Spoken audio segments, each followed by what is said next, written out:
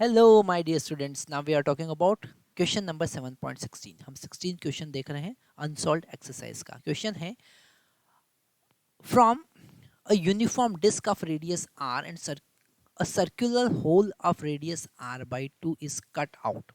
हमारे पास में एक यूनिफॉर्म सर्कुलर डिस्क है, उसमें से r by 2 का सर्कल हमने कट किया है. ठीक है. The center of hole is at r by 2 from the center of original disk. Okay, look at the center of gravity of the body.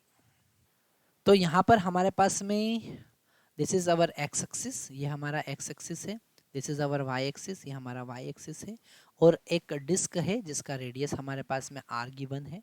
Okay, और R by two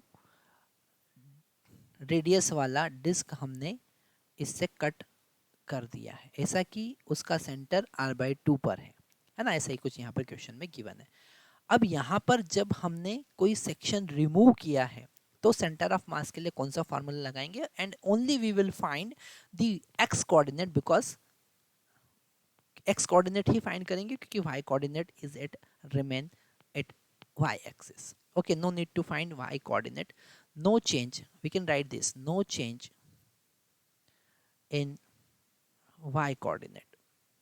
okay, y coordinate में कोई चेंज नहीं होगा. In y coordinate of centre of mass के y coordinate में कोई चेंज नहीं होगा. x कोऑर्डिनेट ही यहाँ पे कहीं शिफ्ट होगा.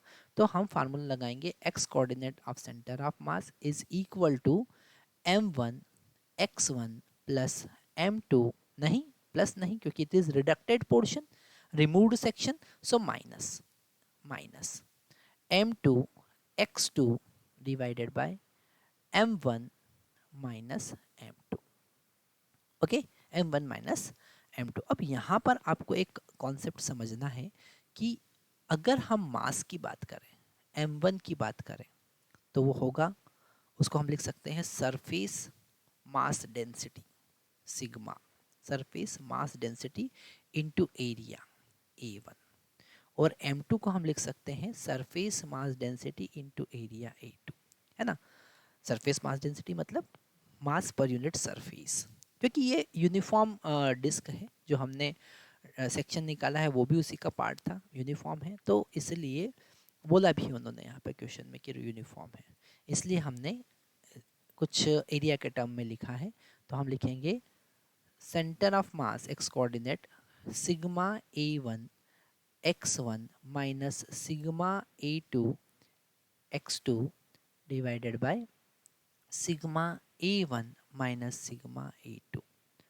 तो यहाँ पर जैसा हम मास का यूज करते थे, क्योंकि ये सिग्मा तो कैंसिल हो जाएगा, जैसा हम मास का यूज करते थे वैसे ही हम यूज कर सकते हैं किसका, हम यहाँ पर यूज कर सकते हैं एरिया का, मतलब A1 x1 minus A2 x2 divided bye A1 minus A2. Okay, हम किसका यूज़ कर सकते हैं, एरिया का यूज़ कर सकते हैं. तो ये जो फर्स्ट बड़ा वाला डिस्क है, ओरिजिनल डिस्क जो है, इसको हमने फर्स्ट कंसीडर किया, और जो छोटा वाला डिस्क है उसको हमने सेकंड कंसीडर किया. ओके, तो अगर हम पहले वाले का एरिया निकालें A1, तो कितना होगा पाई आर स्क्वायर. और अगर उसका सेंटर ऑफ मास निकालें तो वो तो ओरिजिन पर है, ये बड़े वाले डिस्क का सेंटर ऑफ मास कहाँ पर, ओरिजिन पर है ना. और अगर हम A2 फाइंड करें, जो डिस्क का रिमूव्ड सेक्शन है, उसका एरिया कितना होगा बताओ जरा, वो होगा पाई, और रेडियस हो जाएगा r/2 का होल स्क्वायर. कितना हो जाएगा, पाई r/2 का होल स्क्वायर, मतलब कि पाई r स्क्वायर बाई 4. ठीक है ना.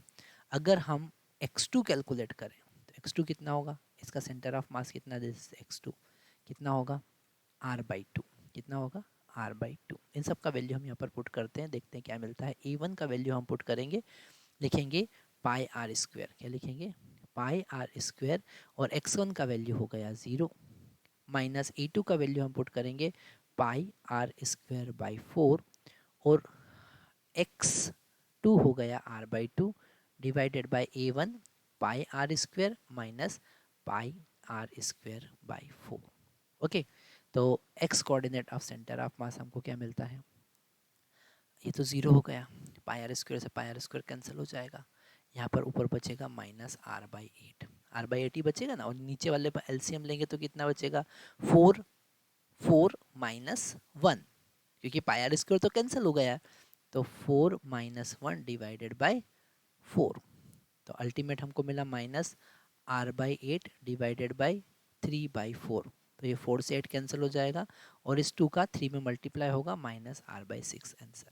So this x coordinate is at minus r/6. कहाँ पे होगा, r/6, मतलब कि यहाँ से माइनस का मतलब पीछे की तरफ, यहाँ से r/6 डिस्टेंस पर शिफ्ट हो जाएगा. कितने है ना, बहुत इंपॉर्टेंट क्वेश्चन है, जेई नीट में भी इस पे रिलेटेड क्वेश्चन बने हैं, तो ये कॉन्सेप्ट हमको अच्छे से समझना है, माइनस r/6 पर शिफ्ट हो जाएगा. You can write down this. Thank you very much.